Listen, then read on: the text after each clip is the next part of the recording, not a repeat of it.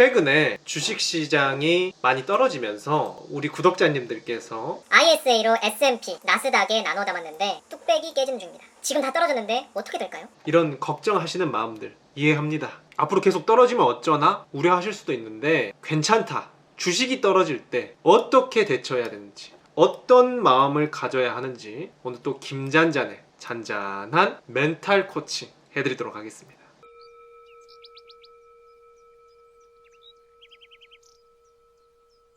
어제 우리나라 주식도 역사상 최대 낙폭을 보여줬다. 미국 주식이 떨어지니까 우리나라도 떨어졌다 라고 볼 수가 있는데, 저는 이런 댓글들이 생각났어요.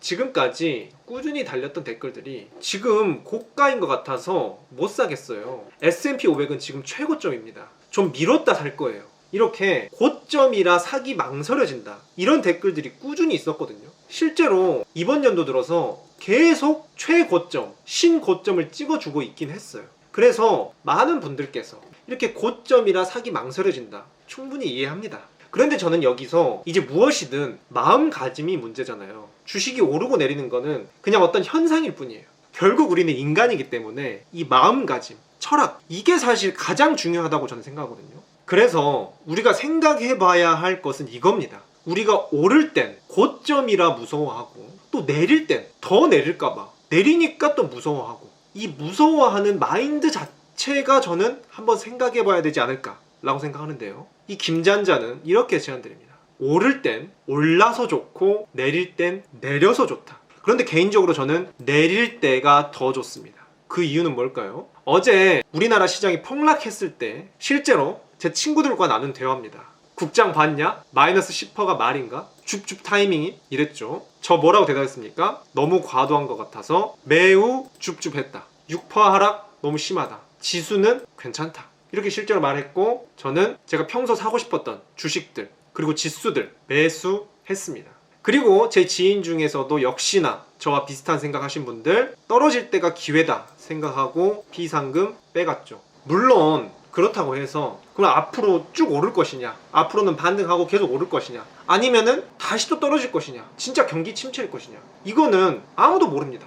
제가 어제 친구에게도 말했는데 그건 워렌 버핏 고조 할아버지도 모릅니다. 앞으로 미래는 알 수 없어요. 하지만 이게 올해 지금 미국의 주가지수 차트인데 지금 고점 찍었다가 엄청나게 지금 떨어졌습니다. 무섭잖아요. 근데 이거를 좀만 뒤로 가보세요. 좀 더 큰 그림으로 보겠습니다. 큰 그림으로 보면은 지금 이렇게 떨어졌는데 이전에도 이렇게 올랐다가 쑥 떨어진 적 있죠. 근데 결국 다시 쭉 올라서 고점을 회복하고도 더 올랐죠. 매번 이렇게 이때 당시에도 떨어졌어, 어쩌지? 무섭다 했는데 결국 또 오르고, 올랐다 내렸다, 올랐다 내렸다, 올랐다 내렸다, 올랐다 내렸다 하지만 결국에는 올랐습니다. 인생살이도 그렇죠. 가까이에서 보면 비극이지만 멀리서 보면 희극이다.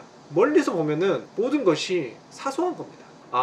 인생 오르막길 내리막길 있어도 all is well, 결국에는 괜찮을 거야. 이런 게 주식시장에서도 통한다. 따라서 오를 땐 올라서 좋고 내릴 땐 내려서 좋다. 내릴 땐 더 좋다. 왜 그렇죠? 저희는 장기 투자를 할 것이기 때문이죠. 우리는 지금 모아가는 입장이잖아요. 아직 덜 샀잖아요. 여러분 살 만큼 다 샀어요? 아니죠. 이렇게 어제처럼 급격하게 떨어질 때는 빅 바겐셀이다, 요렇게 인식하는 게 좋고요.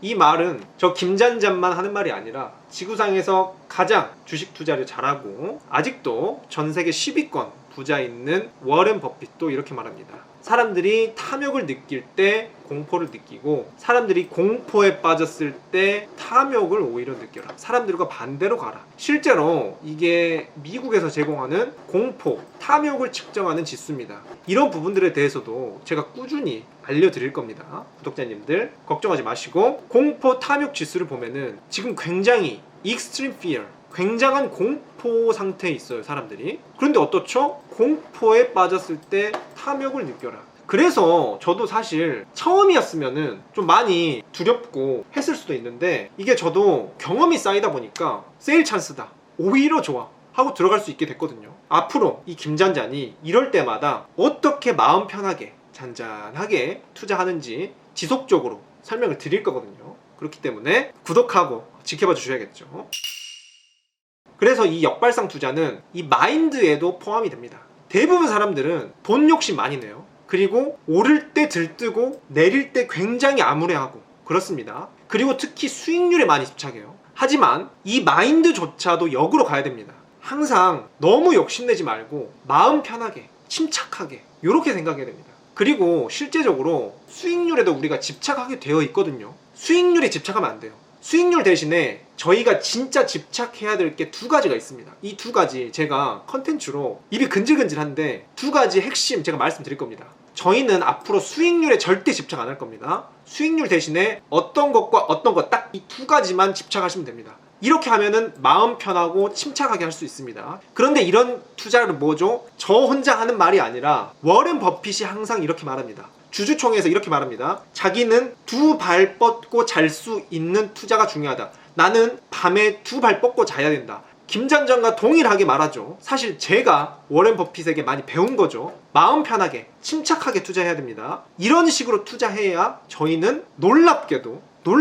저는 이게 삶의 예술의 경지라고 생각해요. 놀랍게도 이렇게 투자하면은 오히려 돈도 벌고 남들보다 앞서 나갈 수 있고 마음의 평화도 가져갈 수 있습니다. 이게 부정적이고 두렵고 떨리는데 돈을 번다? 이런 거는 일시적으로 있을 수는 있지만 장기적으로 지속 가능하지가 않아요. 이거는 말이 안 되는 거예요. 마음이 편하고 침착하고 평화롭고 행복할 수 있어야 돈도 결국 벌 수 있는 겁니다. 그 마인드를 제가 마음 편한 재테크로 꾸준히 말씀드릴 겁니다. 아무쪼록 우리 구독자님들 많이 우려되시고 걱정하셨을 텐데 잔잔하게 저도 지금 약간 여러분들께 열변을 토하면서 약간 들떴는데 한번 심호흡하시고 잔잔하게 편안하게 그리고 또 너무 두려우시다 싶으시면 제 채널 구독하시고 주기적으로 올라오는 이런 영상 멘탈 잡아드리는 영상도 앞으로도 종종 올려보도록 하겠습니다. 그렇다면 또 다음 영상에서